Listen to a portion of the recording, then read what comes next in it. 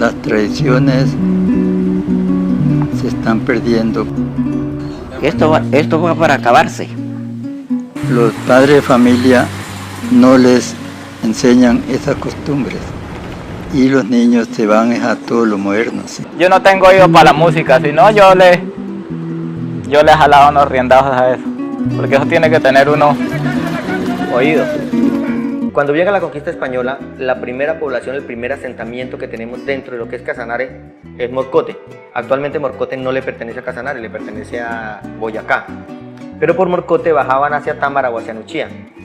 Támara, dicen que hay una piedra allá en Támara que dice que fue a 1620 el padre José Dadey. Pero resulta que cuando José Dadey llegó, Támara ya existía. Entonces Támara es la población más antigua que tiene Casanare y está ubicada en la cordillera. Y desde ahí se despliega todo el proceso de conquista hacia los llanos y de colonización, especialmente por los misioneros.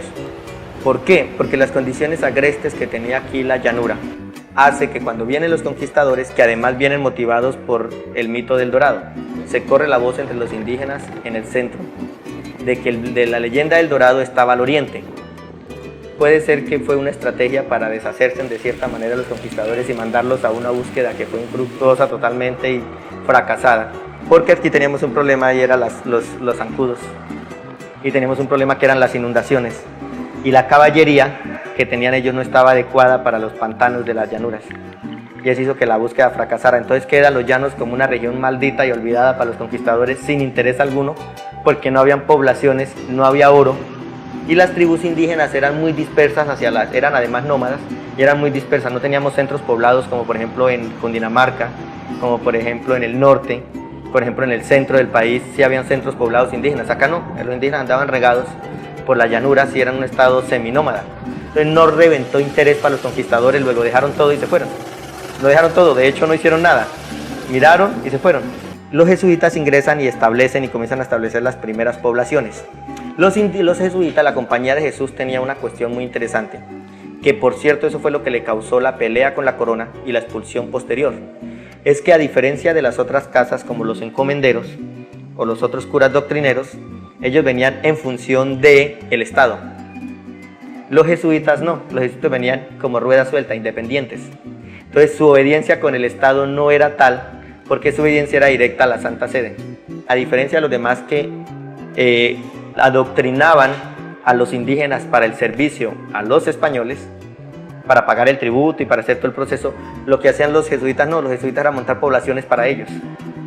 Entonces a ellos les interesaba tener al indígena de cierta manera bien, montaban talleres, montaban orquestas. Entonces lo primero que comenzaron fue enseñarle a los de acá a reducir, sí se comenzaron a llamar reducciones porque lo que hacían era reducir los salvajes, decían ellos, entre comillas el término. Entonces era el proceso de cómo fundaban las poblaciones, qué habían en las poblaciones. Entonces cuando se revisa esos documentos uno encuentra que habían obligatoriamente la iglesia y alrededor la escuela, las escuelas doctrineras para enseñar la religión. Entonces los indígenas muchos aprendieron a leer y aprendieron a leer, escribir y a sumar y aprendieron el lenguaje castellano que luego se aprendió con los demás. En ese proceso uno encuentra, por ejemplo, que traían instrumentos como el arpa. Entonces cuando uno revisa los informes de los jesuíticos, usted encuentra una serie de crónicas que van narrando a mucho detalle, en particularidad, cosas que hacían. Entonces lograron tener, por ejemplo nos contaba, tenían un conjunto de más de 30 violines, más de 15 arpas, más de no sé cuántos triángulos y otros instrumentos que hicieron que el indígena comenzara a desarrollar esa habilidad. Todo iba bien y bonito, los talleres iban súper funcionando, toda esa cosa. Cuando viene el problema de los jansenistas, que son franceses, con la corona, con los jesuitas, por el poder y el manejo de la corona española. Entonces le hacen la guerra a los jesuitas y finalmente Carlos III ordena que salgan todos los jesuitas de los territorios españoles, es decir, de las Filipinas, de México, del Río de la Plata y de Colombia. Y obliga a que todo lo entreguen a los funcionarios reales. Al hacer eso, automáticamente todo lo que estaban haciendo desaparece. Cuando entregan los que vienen, que son españoles, a establecerse, no les interesa mantener al indígena, les interesa explotar. Los indígenas volvieron a sus sabanas y quedaron algunos que fueron los primeros, que nosotros podemos decir criollos, que se comenzaron a establecer con el manejo de la ganadería y de la caballería que ya le habían enseñado los españoles. ¿Qué es preferible, enseñar a un indígena a que trabaje o a que toque un instrumento? Si yo soy el que exploto, a mí me vale, no me sirve un indígena que toque, me sirve un indígena que explote. Y en eso desaparecen los instrumentos, los talleres se cierran. Al haber eso solo queda, entre, por así decirlo, en el colectivo, en la memoria de la población, lo que se tocaba. ¿Qué hizo el indígena? Adecuar lo poco que había. Entonces ya no teníamos las cuerdas de nylon que traían de Europa, porque no había quien las hicieran. Entonces comenzaron a aparecer las primeras cuerdas, dice la leyenda, ¿no?, que eran de tripe gato. Bueno, uno no se imagina que eso sea tan real, pero pues lo comentaban. El que se le ponía era un bejuquito, se llamaba tripe pollo, se llamaba ese bejuco. Eso uno lo cogía, lo limpiaba, le quitaban la concha que iba por encima y el bejuquito quedaba listo para ponerlo a secar.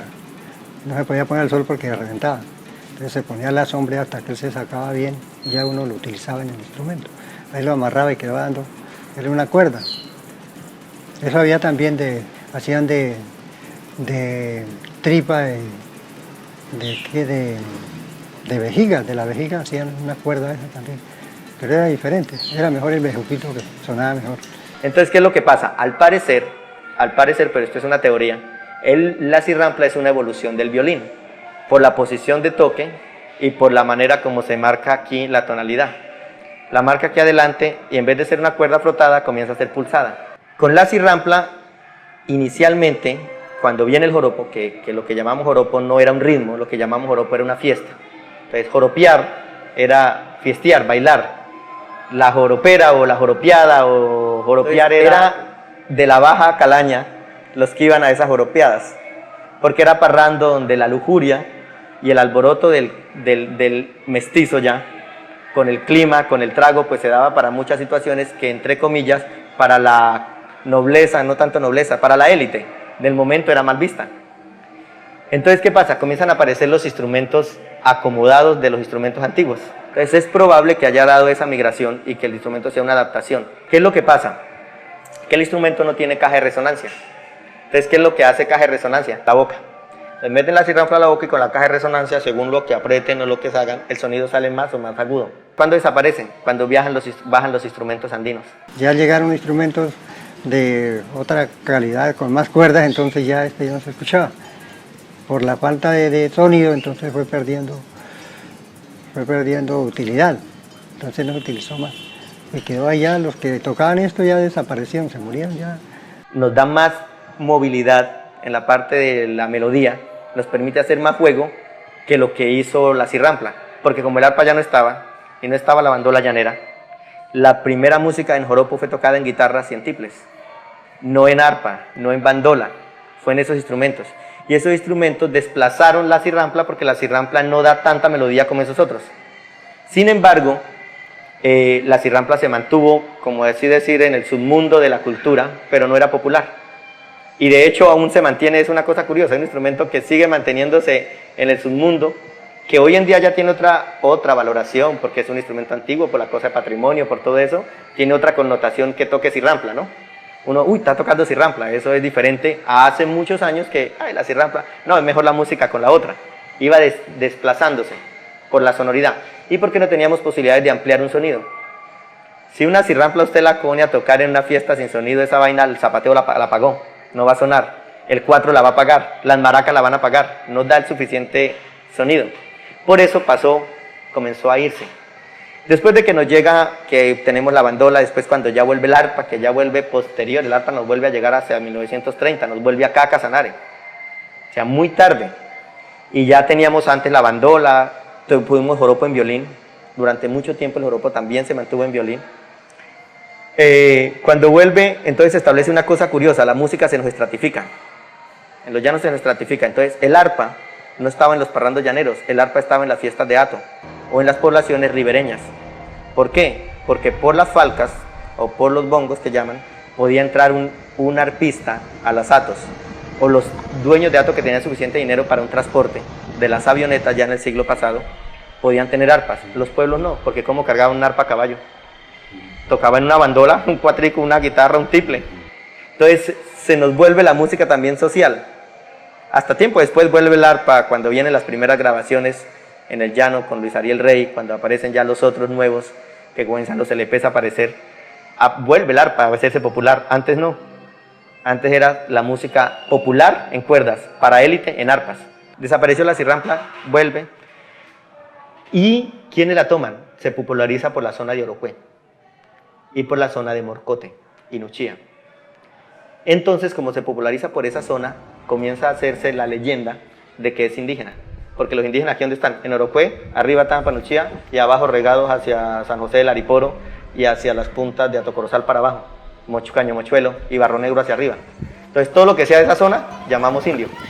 Entonces, como la cirrampla se mantuvo por esa zona de Orocue y por esa zona de Nuchía, asumimos y asociamos que era indígena y que eran los indígenas los que la hicieron. Porque de hecho, las fiestas de la Candelaria de Orocue era donde el indígena iba con el botuto, con el cachovenao y llevaban cirramplas. Entonces, cuando comienza a aparecer eso en las fiestas de Orocue, asociamos, es indígena. Y a partir del 80 entra el colectivo cultural, la cirrampla, y los primeros que comienzan a decir que existen cirramplas, comienzan a decir que es indígena, por esa asociación. Y se mantuvo y hasta hoy, la mayoría, tú preguntas, la mayoría de gente dice, ese instrumento es indígena, cuando pues no es tan así. La cirrampla se elaboraba con una varita de caña brava, se le ponía una cuerda, puede ser un bejuquito o una cuerda, y se templaba de lado a lado y se tensionaba y se le daba el tono y ya estaba lista la cirrampla para interpretar cualquier melodía. Hacia el 87 la cirrampla tiene una modificación, y es que en esa época ya comenzamos a tener luz eléctrica. Cuando tenemos luz eléctrica tenemos la posibilidad de tener micrófonos y de tener sonido amplificado. Entonces, para tocar una cirrampla con la caja de resonancia era muy difícil amplificar el sonido. Eso no tenía mucha gracia por lo que era de baja frecuencia, entonces difícil para que lo escucharan. Entonces uno tenía problema con el sonido, entonces ya había otros, eso se miraba que no significaba nada.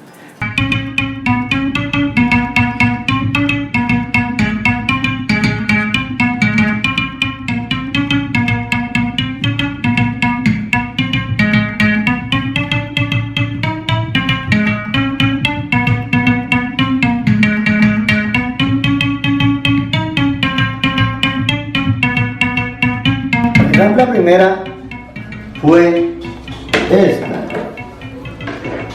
Esta varita aproximadamente es un poco corta, pero aproximadamente tiene por ahí 80 centímetros.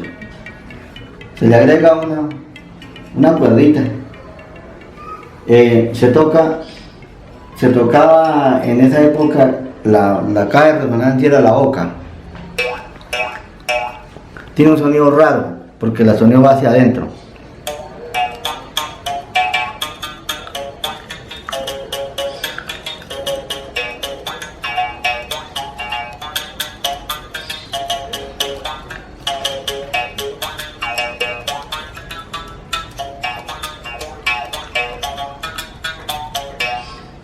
Como escuchan, un sonido hacia adentro y muy suave. Pero entonces, ¿qué se hizo? Se acabó, se perdió, según se usaba mucho para los ritos de iglesia, para las oraciones, y se ha venido perdiendo hasta que se perdió. Entonces, hace un poco de tiempo, por ahí en el 80, revivimos esta cirrampla, la cambiamos por el asunto de que, pues como no muy conveniente de que meterlo a la boca y pasársela a otro niño y pasársela a otro, entonces como no muy conveniente eso.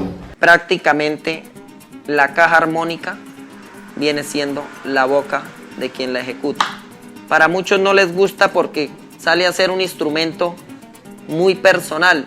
Yo no le puedo pasar a usted mi cirrampla porque sería un poco como incómodo, ¿no?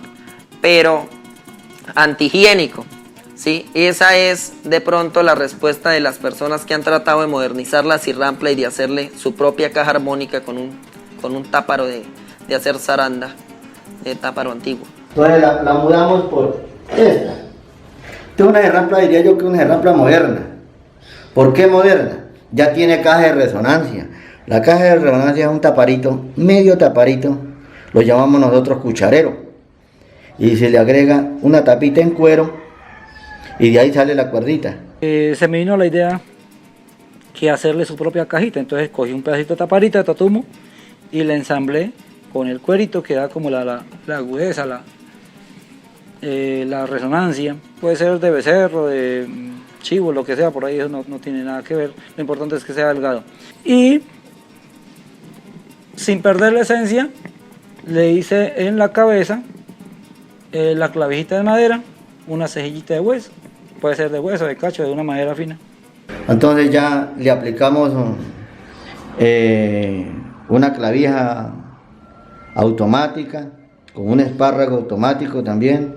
Al ver los tiples, los guitarros que habían, entonces la gente se dio cuenta que se podía templar la cuerda, darle un tono a la cuerda amarrándole en una clavija y dándole vuelta como un tiple, cualquier instrumento musical de esa época que tenía cuerda. Entonces ahí se le puso la clavija, se le agregó y listo.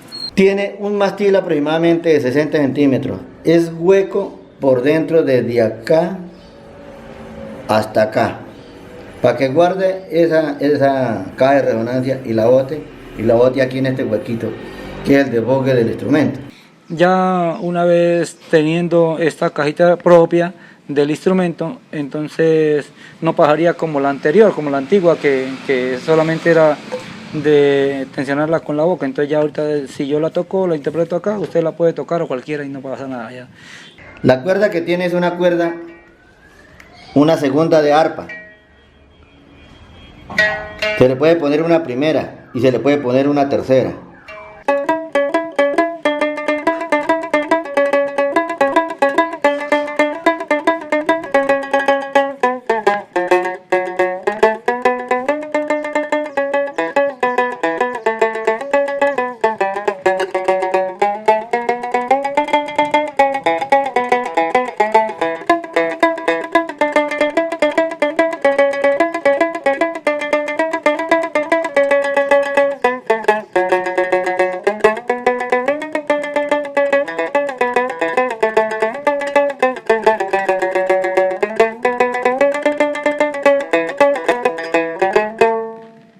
Transmite un sonido primario. Yo lo llamo así porque pues, no es tan complejo, es muy sencillo. De tan sencillo que se hace difícil tocarlo porque no tiene sino una sola cuerda, entonces los sonidos, hay que obviar una cantidad de sonidos.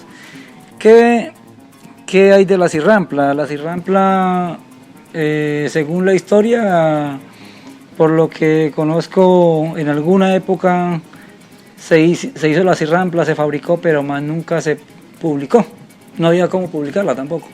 Por allá un señor Basilio, no me acuerdo el apellido, en Tame, fue como la primera persona a la que entrevistaron con la cirrampla. Aquí en nuestro medio, en nuestro Casanare, el mejor cirramplista que hubo, según la historia, fue Basilio Domínguez de Tame. Él venía de Tame a Moreno, aquí donde es Paz de Ariporo, y aquí a Trinidad, que eran los a fiestear con esos instrumentos. El sentido es tensionar la cuerda de extremo a extremo. Según lo que me contaron, estaba apoyada acá al otro extremo, se jalaba con la boca con un ángulo de un diente, y al abrir un poco la boca era como la caja de resonancia, era muy pequeña y el sonido pues también sería muy pequeñito, no se escuchaba mucho. Pues habría que, bueno, ahorita está la tecnología, le puede uno apoyar con una amplificación, pero antes no. Sin embargo, en esa cuerdita se pueden registrar en cualquier nota, cualquier aire musical del género llanero. Pero el caso particular es que como no la conocí, de ojo no la vi, entonces solamente me echaron el cuento y dije, espere tantico, porque bueno, ¿y qué hace con esa cuerdita? Pues al sacarla de la boca se convertiría como en un elemento muy personal, o sea, por higiene y por salud, pues si yo la toco usted no la va a tocar o otro no la va a llevar a la boca. Yo personalmente le puse unas guías como para saber dónde estoy ubicado, ¿no? Cuando voy registrando. A veces le ponen un cuidado, a veces lo hace uno a oído. Entonces, para mí esa es la cirrampla. Instrumento de una sola cuerda, tensionada de un extremo al otro. En este momento, para mí con una clavija de tensionar y una cajita de resonancia.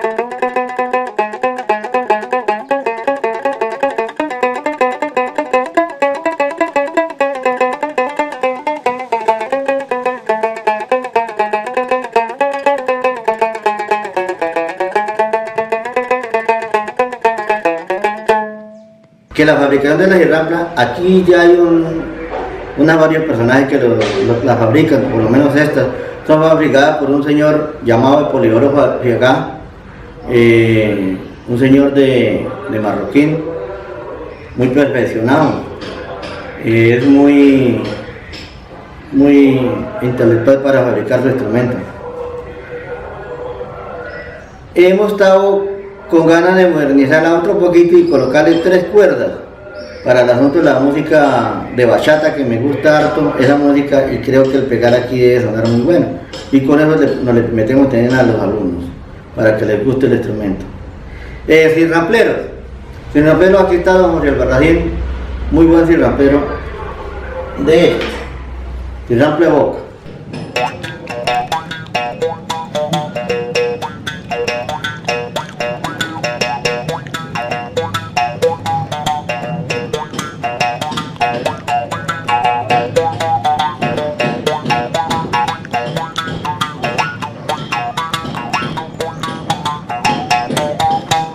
Entonces, don Jorge Albarracín maneja esa parte con esa cirrampla. Hay que destacar que es uno de los que ha guardado y no ha dejado morir el instrumento, porque creo que cirrampleros son muy pocos los que queda ahí, no quedará sino prácticamente.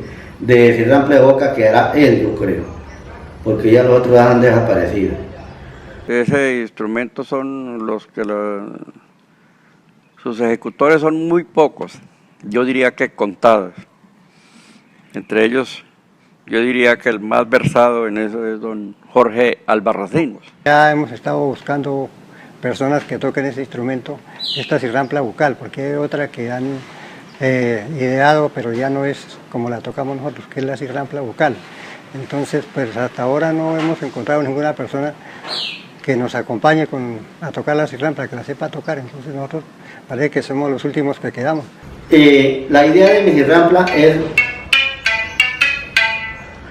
llegar a superar el instrumento, no dejarlo ahí, sino superarlo, colocarle otra cuerda y otras 3 cuerditas que nos suenen.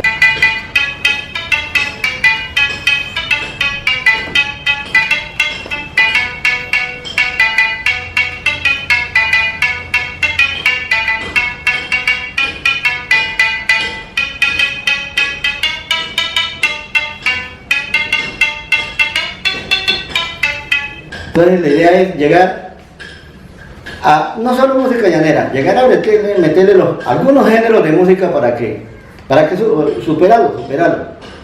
Hasta hace escasos 3 meses conocí la verdadera cirrampla, que es hecha de una verada de caña brava, una cuerda y una clavija de palo. Verada es la flor de la caña, o la caña brava también. Caña brava, caña mansa, o caña como tal, la caña dulce también da esa flor. Y el tallito es lo que se denomina verada.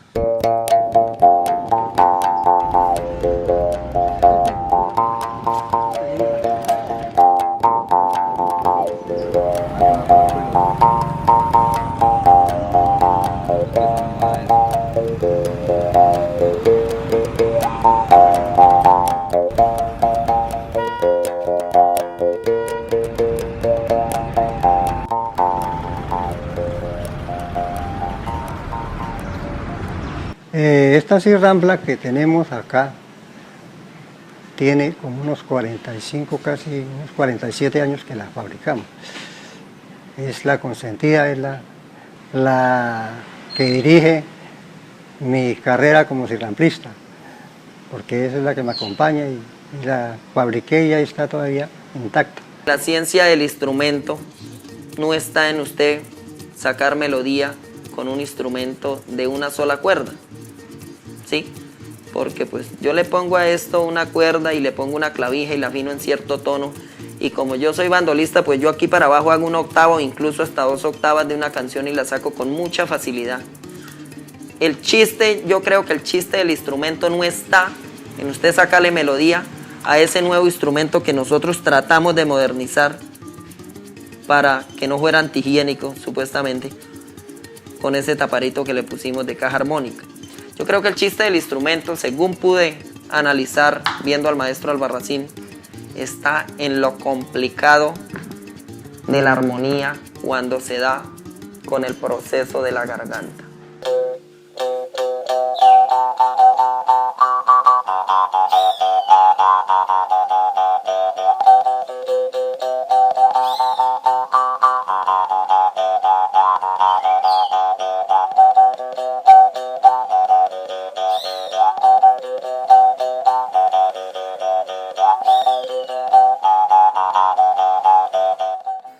Una persona, para que saque armonía con la garganta, imagino yo que debe ser demasiado afinada, porque hacer esto Da el tono, da como el que está turuleando algo, listo. Entonces ahí da la melodía.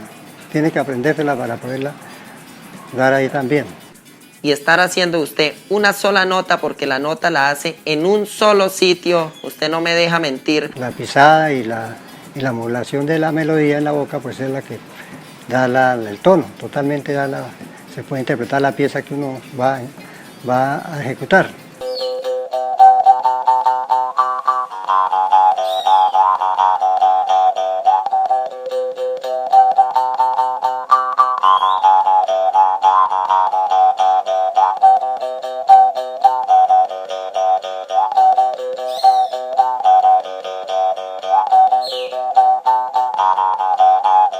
Entonces hicieron una réplica, que es la que dicen que es cirrampla, pero ese instrumento no puede ser una cirrampla. O puede ser una cirrampla, pero no es la cirrampla antigua bucal, que era la que utilizaba. Entonces esta es la mayor, la original. Es muy interesante, yo creo que particularmente, si usted un sombrero no se lo presta a cualquiera, si usted su propia guitarra, su propia bandola, su propio cuatro no se lo presta a cualquiera, pues no cabe duda de que ese instrumento que algunos llaman antihigiénico porque no tenía esa caja armónica particular que hoy día le hicieron algunos artesanos, mucho menos se la voy a prestar a nadie, y que es hecha de una verada y que no tiene el gran costo que puede valer una verada con una cuerda y una clavija.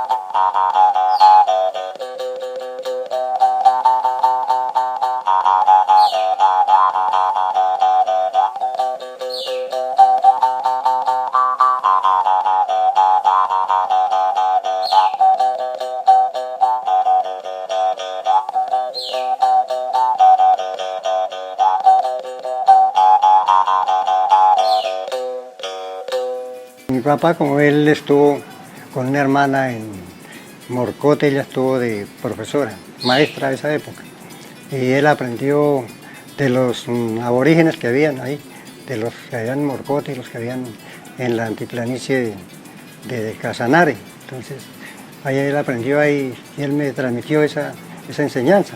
Hizo una cirrampla y me la regaló y yo aprendí ahí. A los 6 años yo sabía tocar la cirrampla. Escuchándolo a él me enseñó, dijo, eso es así, listo. Y uno pues aprende, ¿no? Uno mirando es que se aprende. Nosotros estuvimos en la violencia, es en el año 50.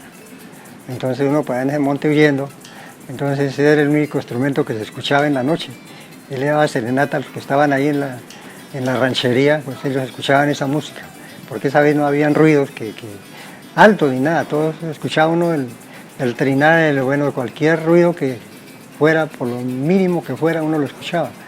Hoy en día ya pues no escuchamos porque ya los equipos de alto sonido nos han vuelto hasta sordos, pues ya no escuchamos todo así bajito, no escuchamos con alto volumen. Entonces esa vez sí, eso servía para que la gente escuchara, parece que quedaban dormidos escuchando la música. Esa cirrampla es de una caña de maíz. La encontramos en una creciente que echó el río Carabosur, donde en el bañadero de Yopal. Encontramos esa caña, le dimos contra una piedra y sonaba muy bonito. Y yo la recogí, la traje y hice esa cirrampla. Esta era la que era de mi papá. Esa está como él la hizo. Esa es la reliquia, es la que es más antigua de todas.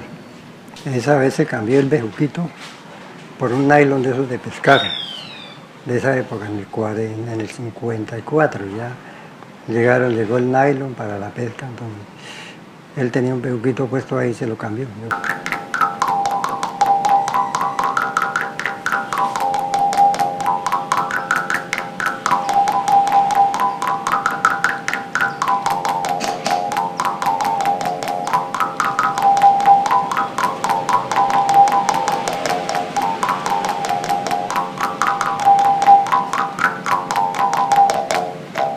Bueno, el maestro Jorge Albarracín decía, no es que él, bueno, lo dijo así a lo rápido, entre charla y charla, no es que todo lo que tenga una cuerda se llama cirrampla, es una generalidad, ¿no?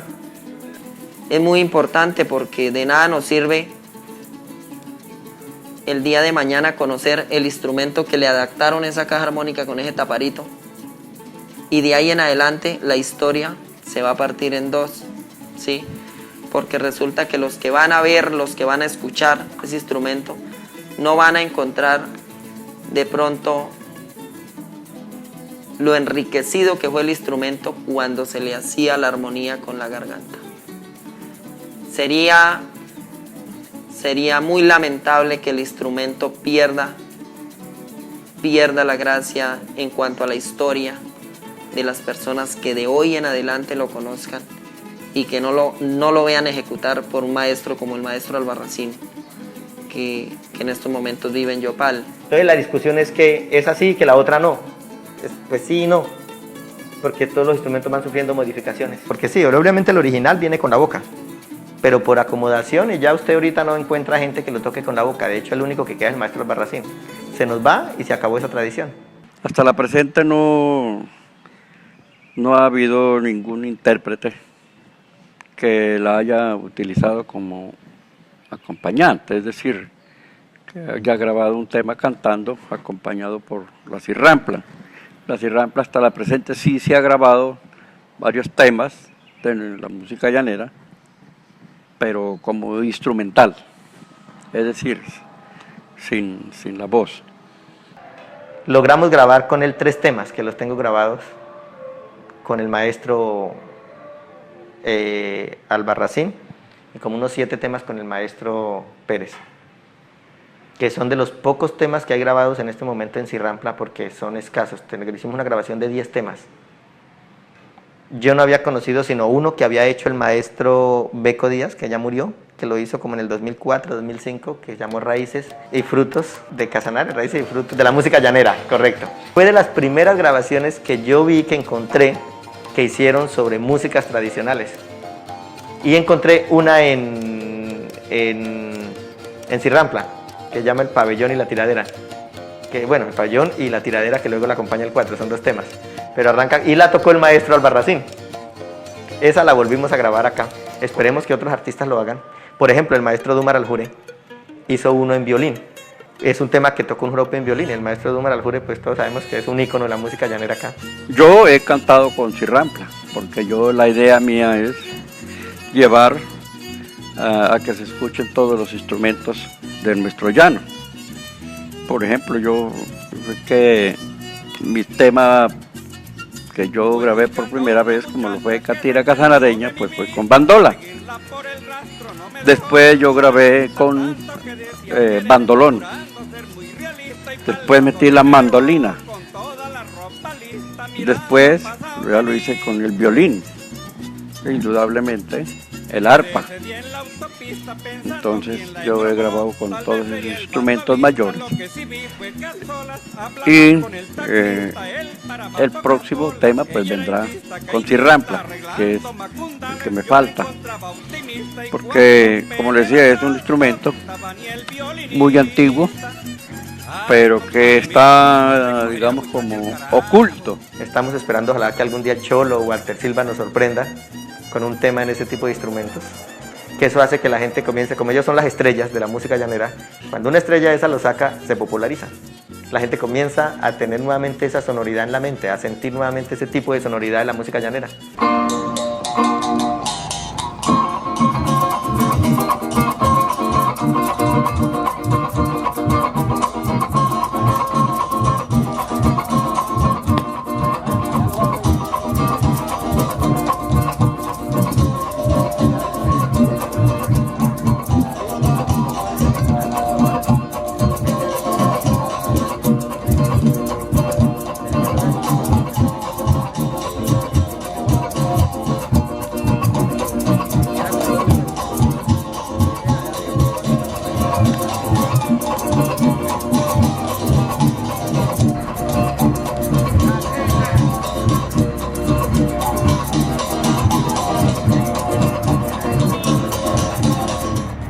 encontramos que, por ejemplo, hacia 1600, el maestro Frans Hals, holandés, hace un cuadro que es el tañador de romo en polvo. Nos muestra un instrumento muy similar al furruco, pero más pequeño, parecido más bien a la marrana tolimense, a la marrana andina.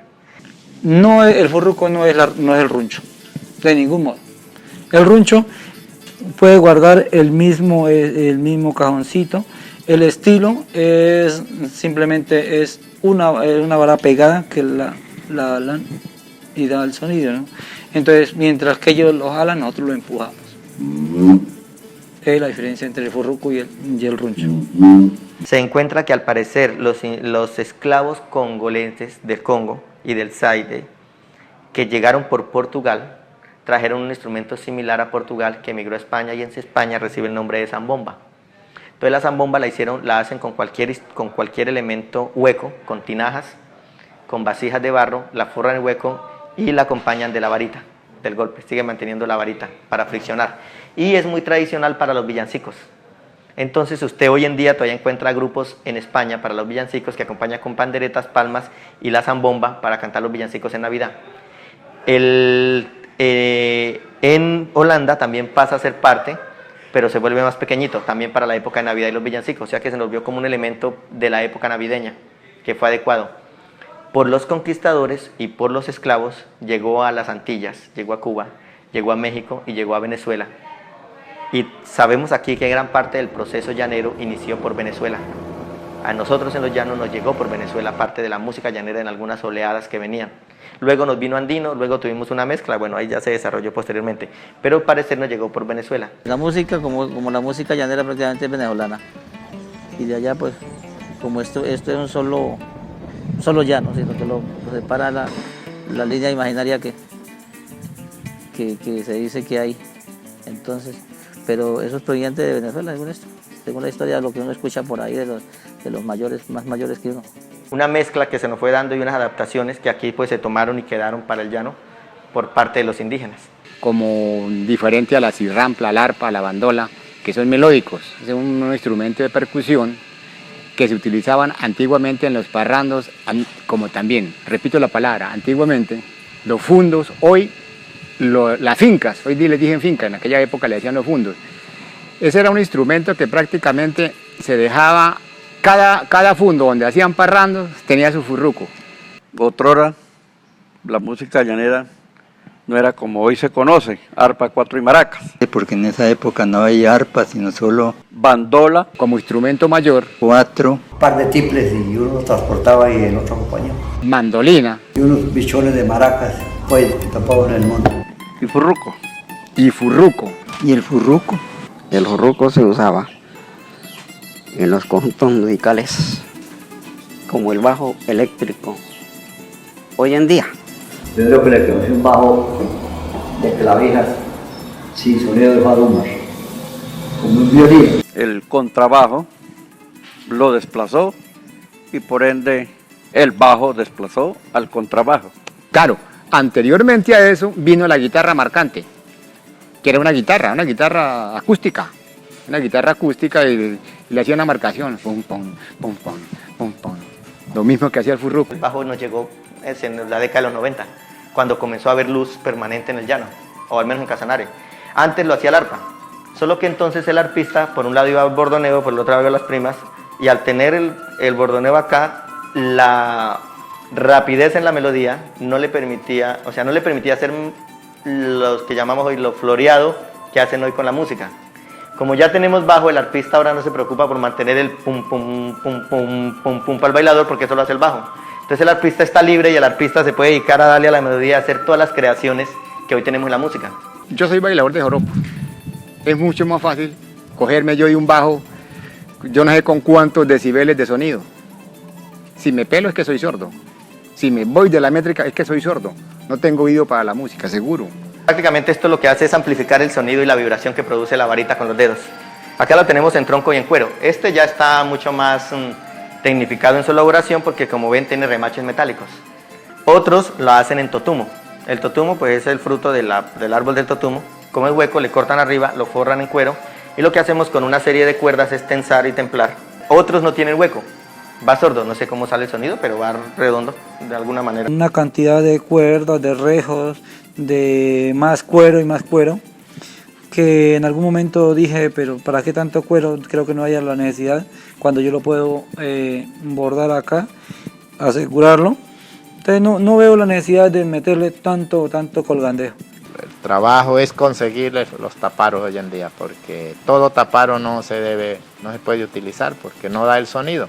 Siempre se necesita un taparo grande, que sea grande, y no tiene que ser redondo, porque como hay de varias clases, hay uno que es largo, angosto, o sea, delgado y largo, ese tampoco no, hay otro que es puro redondo.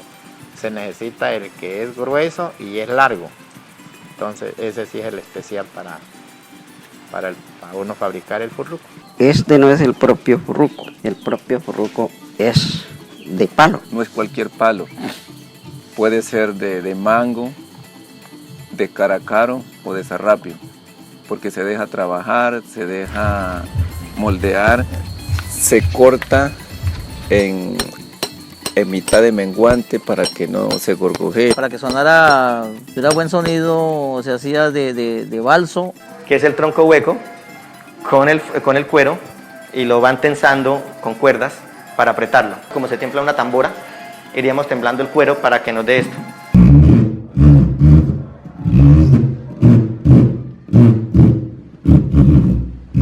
Se le coloca un cuero de un animal, puede ser de venado, este es de venado, puede ser un cuero de oso, puede ser un cuero de tigrillo, puede ser un cuero de oso palmero. ¿Para qué? Para que no pierda la originalidad. Sí, hay digamos el cuero de becerro que se le saca el vientre a la vaca, da un sonido, pero siempre se ha descubierto que el mejor sonido lo da la vejiga. Sí, esa tela de la vejiga, el mejor sonido que da el furruco. Otros le colocan, digamos, raspan bien el cuerito del venado, porque entre más delgadito sea mucho mejor. Pero entonces se descubrió que da mejor sonido el cuerito o la telita de la vejiga. Conocí en sus comienzos cuero de venado y cuero de chigüiro. El más sonoro era el de venado, eso lo decían. No, que lo mejor, cuero de vaca, pero no, el mejor era el de venado. El cuero cuando se va a forrar hay que echarlo un día antes en el agua para que se ponga blandito, se deje trabajar también. Y para cuando el sol lo empiece a secar, ya empiece a recoger y es cuando dé el sonido que se requiere. Más que todo es el cuero de venado. Es un cuero de venado que... Y para sonar el instrumento, entonces le colocaban una verada. Siempre se utiliza la verada, siempre debe de ser verada, porque cualquier otra vara pues no da sonido. Siempre es verada, ojalá verada mansa. Esta verada hay que hacerle un proceso. Se coge, se suaza, se pone al sol y ya después se le unta la cera. Ambas cosas sí hay que hacer una aclaración muy importante, es que tienen mucho que ver con el pegamento, la cera de abeja, son enemigos de la grasa, ningún tipo de grasa, entonces solamente la cera de abeja como que da el pegamento. Tiene que echársele cera de abeja real. Toca cera de abeja llanera, porque la amarilla no sirve. Toca de cera negra. Para que roje la mano. Y tener las manos secas uno, porque si las tiene mojadas, tampoco se le va, por ejemplo, así, que no tiene sonido. Y al rozar la mano, los dedos, da el sonido.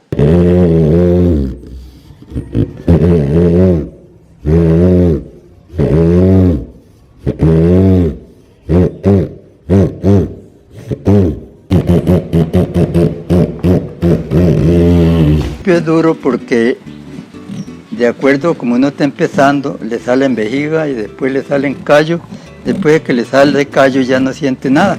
Está evolucionando en el sentido de que se está dando a mostrar nuevamente, porque esto estaba olvidado ya, estaba en el olvido prácticamente. Cuando yo me crié, cuando yo comencé a la cuestión de mi música, no había un furruco. se oía hablar, pero nadie lo interpretaba, nadie lo mostraba, ¿sí? Estoy hablando de la década por ahí del 75 o la década del 80. El del burruco sí hay varios intérpretes, aunque pocos, pero sí hay varios. Mismo Chiribico, que es uno de los ejecutores del bandolón.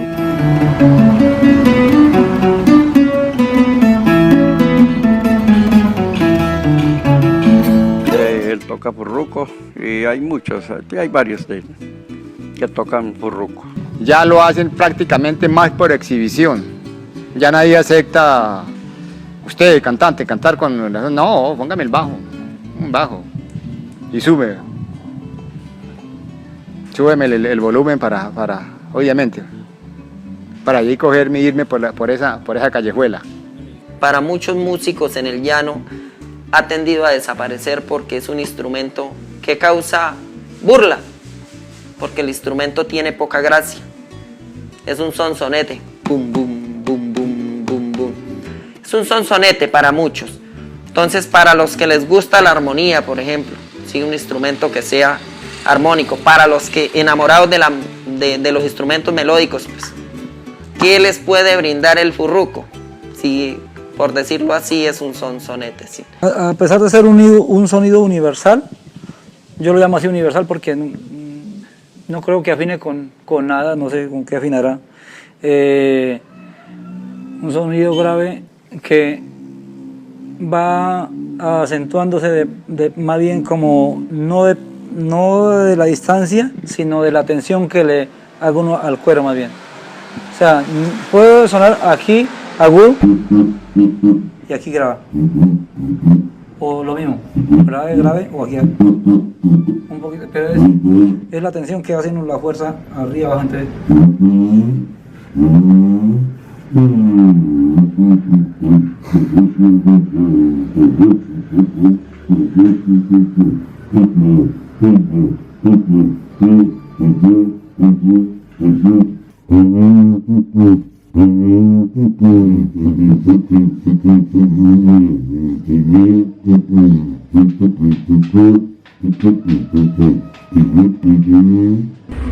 Este es el hombre.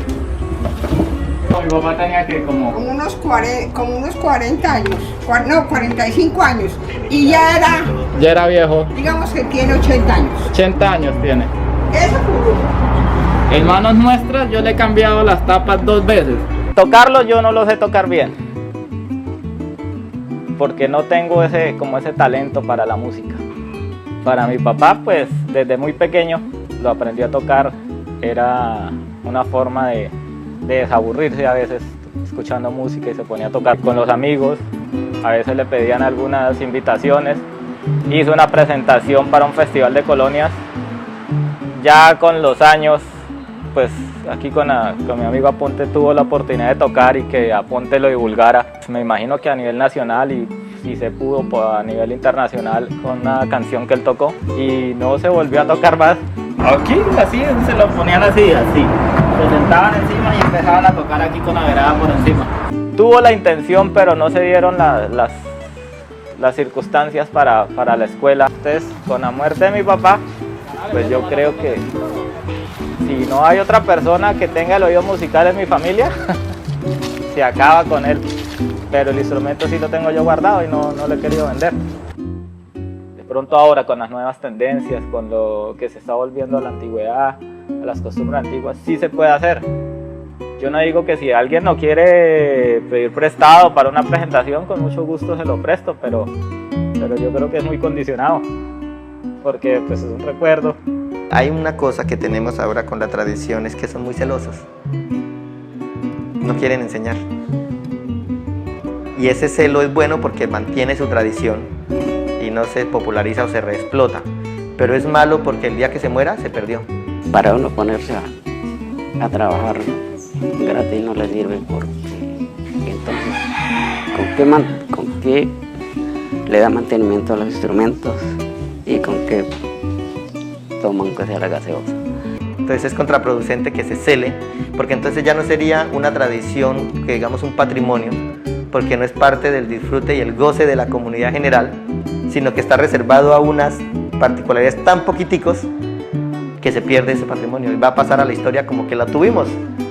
Sapo sin agua no canta, y si canta es tururiao. Estos instrumentos, hasta donde haya vida, mantenerlos y hacerlos y contarle a la gente.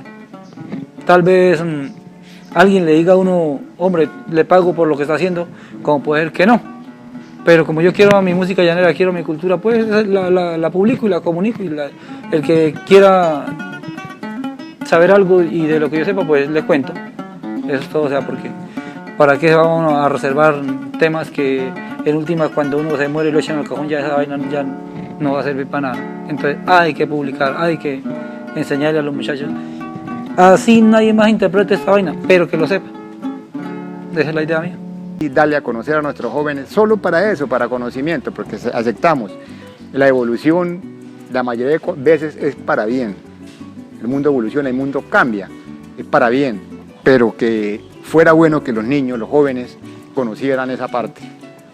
Cántese un pasaje acompañado por este furruco, baile con bandola, cuatro y furruco. Debería haber un instructor de eso, pero no. Únicamente lo que hay es arpa, bandola y cuatro, maracas, canto. Y así como el Ministerio de Cultura, junto a la UNESCO y a no sé qué otros, ya prácticamente en los festivales del llano colombo venezolano hay que implementar los cantos de vaquería en todos los festivales, pues qué bueno fuera también que se interesaran por rescatar estos instrumentos. Si son los cantos de los años 70, de los años, 50 y de ahí para atrás, ¿por qué no vamos a hablar de esos instrumentos que son también de la misma época? El día que yo me muera se acabó todo porque no quedó un grupo, yo aprendí con fulano de tal, aquí estamos para no dejar acabar. Pero el problema es que ahora ya a la gente no le gusta eso, ya no sienten la tierra. El Garcero del Llano, que es uno de los festivales estudiantiles más grandes, tiene la línea de instrumentos antiguos. Maravillosamente nos hemos encontrado en los últimos años que de Maní están trayendo, y de Monterrey. Entonces ya están trayendo furruqueros, y están trayendo mandolinistas y bandolinistas. Entonces eso nos está favoreciendo un poco, pero si rampleros, no.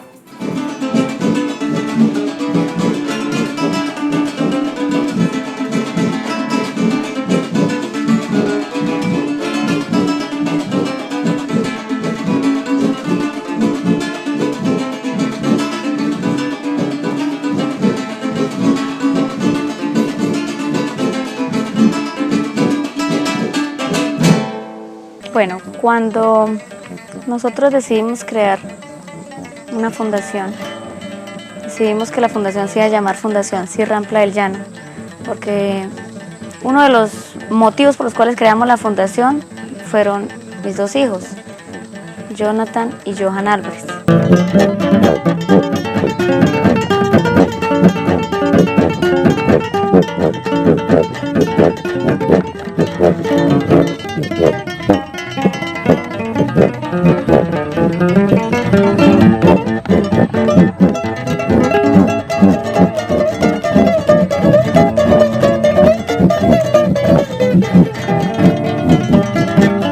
Ellos se incursionaron en la música desde muy pequeñitos. Jonathan, que ahorita tiene 15 años, él empezó desde los 6 años a incursionar en la música, tocando cuatro, y después ya empezó a ejecutar la bandola. Johitan, pues al lado del hermano, él creció en la música también y aprendió a tocar maracas. Entonces ya él acompañaba al hermanito. He tocado en Villavicencio, en Yopal, en Ginebra del Valle del Cauca, en otros lugares, sino que ya pasó hace mucho, no me acuerdo. Y estaba leyendo un día las bases del concurso y todo esto, y me encontré con la palabra donde decía ejecución de instrumentos antiguos: mandolina, bandolón, requinto, furruco, cirrampla. Ese año fue el primer año que fue Johan con el furruco a concursar. Él tenía 5 años y pues ya nosotros eran personas de 40, 50 años. Y esa noche me acuerdo tanto que premiaron a las 11 de la noche, y cuando dieron el nombre del ganador todo el mundo esperaba un señor ya, y pasó él con sus ojitos de sueñito, con su ponchito, su sombrerito, y pasó a reclamar el premio. Pues yo tengo 10 años, pues comencé con el maestro Víctor Espinel. Él me enseñó a tocar el furruco, él me ayudó a tener ya la base y entonces me dijo que me fuera donde el maestro Hermes Romero, y él fue el que me lo hizo, el que me lo vendió y ahí yo lo tengo. Y con mi esposo dijimos, bueno, vamos a crear un espacio donde podamos vincular a más niños, porque a veces esto de la cultura los papás son los que no apoyan. A los niños les puede gustar, pero los padres no los apoyan. En el furruco porque no quería que dejaran de hacer instrumentos así ya llaneros, que no se perdieran las cosas antiguas, que al menos le dijeran que a los niños, o al menos que los contrataran, que le enseñaran a los niños así. Que inviertan en sus hijos, porque esto no es gastar plata, esto es invertir. Yo gasto plata el día que mi hijo, Dios no lo quiera, se meta a las drogas, se meta al trago, se meta a actividades nocivas.